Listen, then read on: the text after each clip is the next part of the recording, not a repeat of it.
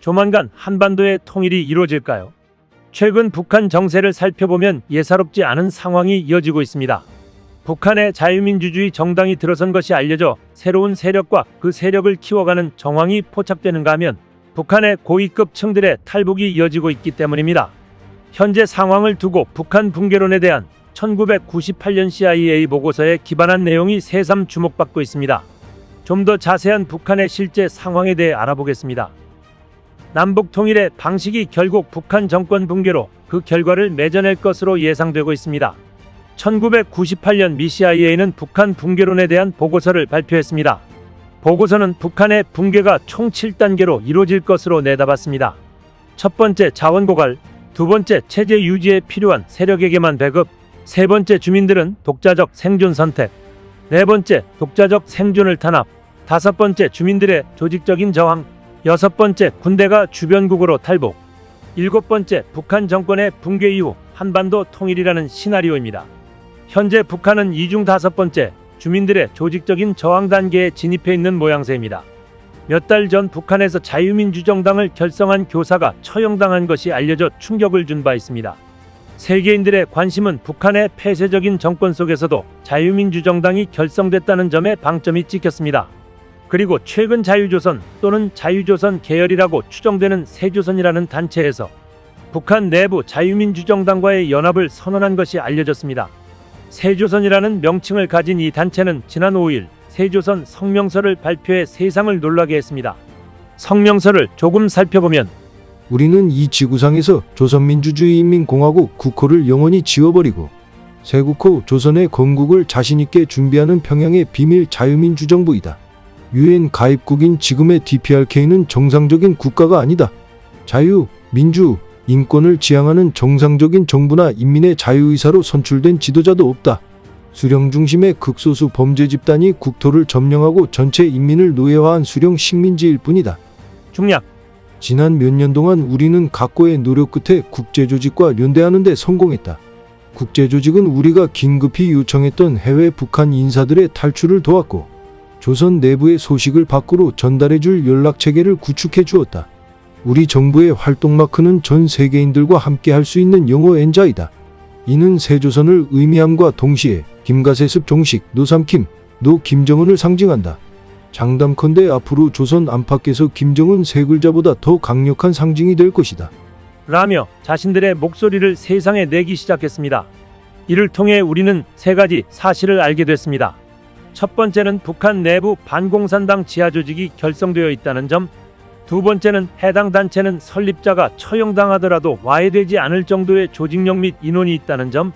세 번째는 해당 단체는 외부와의 소통이 가능하며 외부 반복단체와 연계하고 있다는 점 말입니다. 이뿐만이 아닙니다. 최근 북한이 우리네 제외 공관에 대한 테러 시도가 포착됐습니다. 우리 정부는 해외 5곳에 있는 우리 공관원들에 대한 북한의 테러 준비 징후를 다수 입수해 2일 테러 경보를 기존 관심에서 경계로 2단계 올렸습니다. 해당 대사관은 주 캄보디아, 주 라오스, 주 베트남 대사관과 주 블라디보스토크, 주 선양 총영사관 등입니다. 해외 공관에 대한 테러 경보가 경계로 상향된 건 2016년 대테러센터 출범 이후 처음입니다. 정부는 이러한 북한의 테러 위협이 김정은 국무위원장의 직접적인 지시에 따른 것으로 보고 있습니다. 정부 고위 소식통은 단순 첩보 수준을 넘어 좀 더 위협적인 테러 가능성을 확인했다고 밝혔습니다. 정보 당국은 해외에서 이루어지는 엘리트층을 포함한 탈북민 증가를 북한의 테러 시도 배경으로 지목하고 있습니다.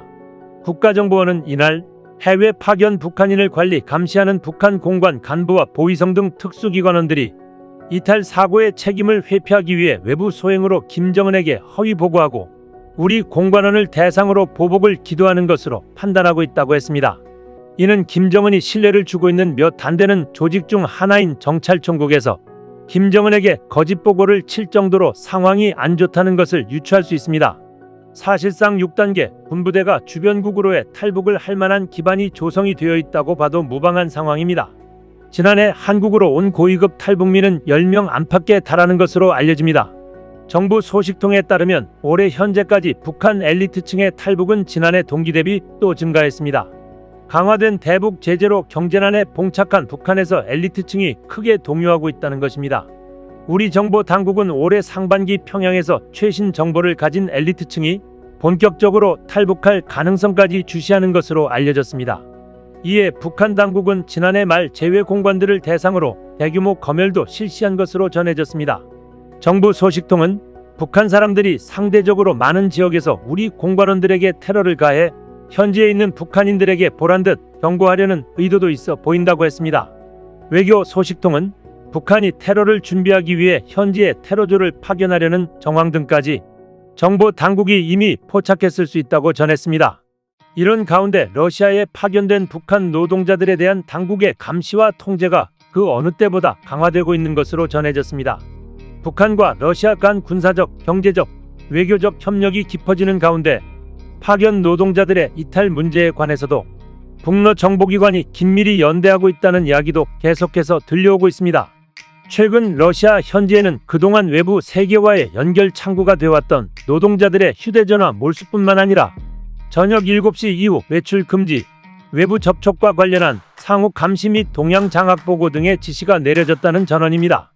결론적으로 북한의 붕괴가 점점 가까워지고 있다고 생각할 수 있는 상황입니다만 그게 언제일지는 아무도 알 수 없습니다. 다만 중국과 미국이 남북 통일과 관련된 합의에 도달할 수 있을지가 미지수이며 설령 합의에 도달한다고 하더라도 그것이 우리의 이익에 부합할 것인지 또한 여론이 받아들일 수 있을 것인지는 미지수입니다. 영국 파이낸셜 타임즈는 최근 미국과의 군사적 충돌을 가장 우려해온 북한 정부가 이제는 중국의 침투를 가장 큰 위협으로 경계하고 있다고 보도했습니다. 신문은 중국이 한국전쟁 당시 북한을 지원하자 북한 정부는 중국의 침투를 두려워하기 시작했으며 두 나라 간 반감이 생겼다고 분석했습니다.